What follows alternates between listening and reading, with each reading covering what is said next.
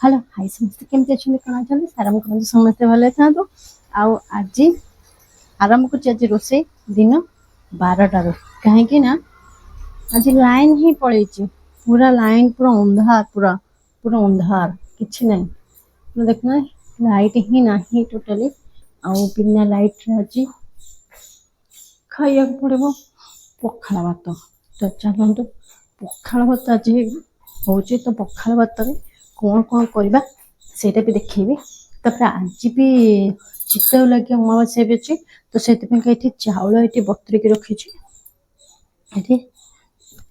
तो लाइन ना तो बटा भी हो पारनी तो लाइन आसला से जो चितऊ लगे जो अमावास्या आज जो अच्छे से नड़िया चाउल जो चकुड़ी जो हम से बोधे सन्ध्या बेले हम कहीं अभी तो लाइन नहीं अभी तो ग्राइंडिंग भी करहबनी तो से अबिका तो पखाड़ पड़े लाइन नहीं सका भी पानी फाणी सब लगी जाता अबिका जहाँ भी पूरा ये करके कंट्रोल करके ये करवा तो सब धुआ धुई तो सब कर देछि अभी जीवा भजाटा बसैबा तो सब कटाकटी हो जाता अबिका आसिक 12टा पर है तो ये छुई आलू पखाड़ करदेवा तो छुई आलू भाजदेवा आउ कलरा को भी भाजीदेवा तापर भात ये एक्सट्रा टे बस टे जना जान तो कहीं झापसा झापसा जना जान कहीं लाइट ना कि बाहर भी सनलाइट भी ना तो पखाड़ भात से भी ये अच्छी कि एक्सट्रा भात टे बसे आर पेज को बाहर करके से मिसेबा ठंडा करके तो बहुत भल लगे तो बासी भात खाइबानी तो एमती भी हमारे बासी भात कहीं खाती तो भात हम भात गलाई रही तो पेजटा रही ठंडा ही मिसेदे बहुत बढ़िया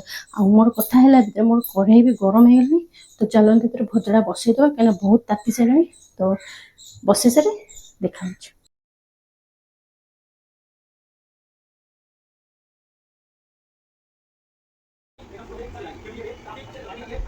कहते ना लाइन जाइला तो लाइन आसला जो ये जो चाउल जो बतुरी रखी ग्राइंडिंग कर रखा आपको बाटिक रखा सन्ध्या बेलू आपको हम तो अभी से अभी चाउल जो बतई अभी चाउल टे गड़ा गड़ी करदे काले गोड़ी पोड़ी कौन थो पूरा भल पूरा धुआ धुई कर रखा आउ नड़िया को भी रखी नड़िया को ये आपने देखिए मो वीडियो जब आप जापारे तो मुझे नड़िया को करेनि डायरेक्ट एमती छोट छोट पीस कर आउरी भी छोट छोट पीस करी ग्राइंडर ही बुले दिए पूरा चूना पूरा हो तो तादे मिसेक बाटा तो चलते आगे मुझे धोईदे पुणी आप देखा कहते ना लाइन जाइला तो लाइन आसला जो ये जो चाउल जो बतुरी रखी ग्राइंडिंग कर रखा आपको बाटिक रखा सन्ध्या बेलू आपको हम तो अभी से अभी चाउल जो बतई अभी चाउल टे गड़ा गड़ी करदे काले गोड़ी पोड़ी कौन थो पूरा भल पूरा धुआ धुई कर रखा आउ नड़िया को भी रखी नड़िया को ये आपने देखिए मो वीडियो जब आप जापारे तो मुझे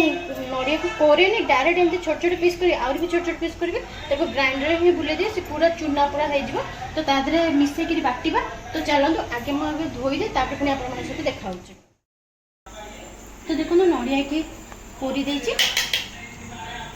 मैंने पोर्ची मैंने कौन ग्राइंडर पकई पूरा गुंड गुंड कर देछि पूरा आदि मिसेदेवा तो नड़िया ये चाउल 250 नहीं आउ नड़िया ये नहीं गोटे फाड़े पूरा गोटा फाड़े आउ जस्ट अल्प एतिक नहीं गुंड कर दे अभी एतिक सब मिसेक चाउल और नड़िया को अबे बाटिया बढ़िया भाव में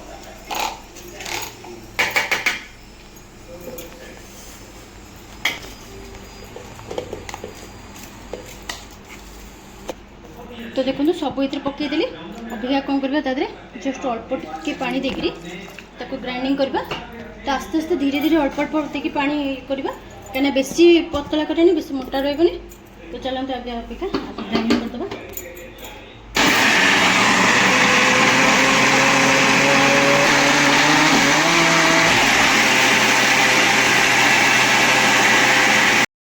तो होगला देखो पूरा चिकन अभी जगह बाहर करदे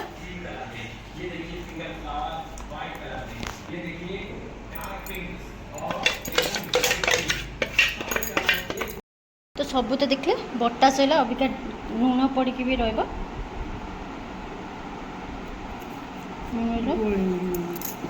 आउ कौन पानी पानी दिए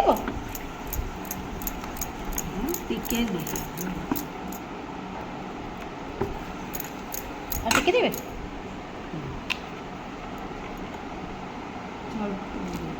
ସେଠି ଆପଣମାନେ ଦେଖିଥିବେ ତ ସେତେବେଳକୁ ଲୁଣ ଗୋଳା ହେଇକି ରଖା ହେଇଥିଲା ଚିତଉ ପିଠା ପାଇଁକା। ତ ଅବିକା ରେଡ଼ି ହେଇଗଲା। ଏବେ କଢ଼େଇ ବସିଲା। କଢ଼େଇ ଦେହରେ ଏପଟେ ଗୋଟେ ଜାଗାରେ ତେଲ ଆଉ ପାଣି ମିଶେଇକିରି ଗୋଟେ କତା ସାହାଯ୍ୟରେ ଯୋଉ ନଡ଼ିଆ କତାର ପଛ ଯୋଉ ତା ସାହାଯ୍ୟରେ କଢ଼େଇରେ ପୁରା ଟିକେ ତେଲ ଲଗା ଯାଉଛି। ଆଉ ଯୋଉ ଏଇ ଯୋଉ ଚିତଉ ପିଠା ହବ ତା ପାଇଁକା ସ୍ୱତନ୍ତ୍ର ତ କଢ଼େଇ ତ ଥାଏ ଯୋଉ କରିବାକୁ।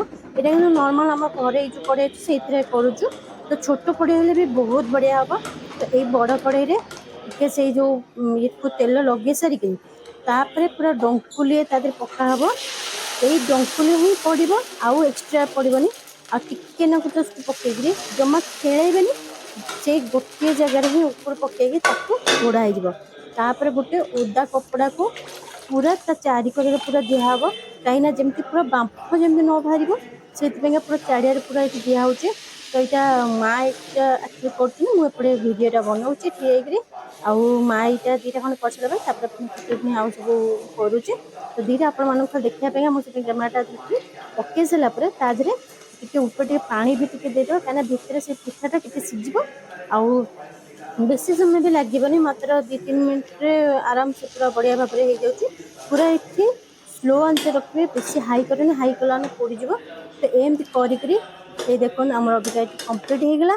ଆଉ ଏଇଠି ପ୍ଲେଟ୍ଟା ବାହାରିଲା କେତେ ସୁନ୍ଦର ଭାବରେ। ଆଉ ଏଇଟାକୁ ଓଲଟା ବି ହବନି, ବାସ୍ ତାକୁ କଢ଼ା ହେଇକିରି ରଖା ହେଇଯିବ। ରଖି ସାରିଲା ପରେ ତାକୁ ପିଠା କାଳିଆ ସାହାଯ୍ୟରେ ପୁରା ଉଠେଇକିରି ତାକୁ ଗୋଟେ ଜାଗା ରହିବ। ଏମିତି ପୁରା ଧୀରେ ଧୀରେ କରିଦେଲେ ସେ ଆରାମସେ ପୁରା ସେ ତାର ଉଠିଯିବ। କାହିଁକିନା ସାଇଟ୍ ଟିକେ ଲାଗିବ ଯେମିତି ଉଠିବନି, କିନ୍ତୁ ସେ ଆରାମସେ ଉଠିଯିବ। ଥରେ ଦିଥର କଲା ପରେ ତାପରେ ଯୋଉ ପିଠା ଯେତିକି ହବ ବହୁତ ବଢ଼ିଆ ଭାବରେ ହବ। ତ ଦେଖନ୍ତୁ ଏଇଟା ଫାର୍ଷ୍ଟ ପିଠାଟା ହେଲା। ତାପରେ ପୁଣି ସେକେଣ୍ଡ ପିଠା ବି କଲା ବେଳକୁ ଏଇଭଳି ଭାବରେ ପୁଣି ଲଗା ହବ। ଆଉ ଲଗେଇ ସାରିକି ଫେଣି ସେମିତି ଡଙ୍କୁଲି ପୁଣି ପଡ଼ିବ। ଆଉ ମଝିରେ ହିଁ ଦେବେ, ଆଉ ସାଇଡ଼ରେ ଆଉ ଟୋଟାଲି ମାନେ ଚାରିଆଡ଼େ ପୁରା ଇଏ କରିବେନି, ମଝିରେ ଦେଇଦେଲେ ସେ ତାର ସାଇଜର ଅନୁସାରେ ସେ ତାର ନେଇଯିବ। ତ ଦେଖନ୍ତୁ ଯେମିତି କହୁଥିଲି, ତ ସେମିତି ପୁଣି ଆଉ ଗୋଟେ ପୁଣି ସେକେଣ୍ଡ ଟାଇମରେ ପୁଣି ପଡ଼ିଲା। ତ ସେକେଣ୍ଡ ଟାଇମରେ ବି ସେଇ ପୁରା ସେମ୍ ଜିନିଷ ହବ। ସେମ୍ ଯେମିତି ଫାର୍ଷ୍ଟ ହେଲା ସେକେଣ୍ଡ ଆମେ ସେଇଭଳି ଭାବରେ କପଡ଼ା ରଖା ହେଇକି ତାପରେ ଏଇଟା ବି ସେକେଣ୍ଡ ବାହାରିଗଲା। ତ ଦେଖନ୍ତୁ ଆମର 5ଟା ପିଠା ଆମର କମ୍ପ୍ଲିଟ୍ ହେଇଗଲା। ତ ଏଇଟାକୁ ଅବିକା ଆଗେ କରିଦେଇଛୁ। ଆଉ ଖାଇବା ପାଇଁ ବହୁତ ସଫ୍ଟ ହେଇଥିଲା। ଆଉ ତରକାରୀ ହଉ କି କ୍ଷୀରରେ ବି ହଉ ଖାଇବେ। ତ ଚାଲନ୍ତୁ, ରହୁଛି, ପୁଣି ନେକ୍ସଟ ଭିଡ଼ିଓ ଦେଖା, ବାଏ।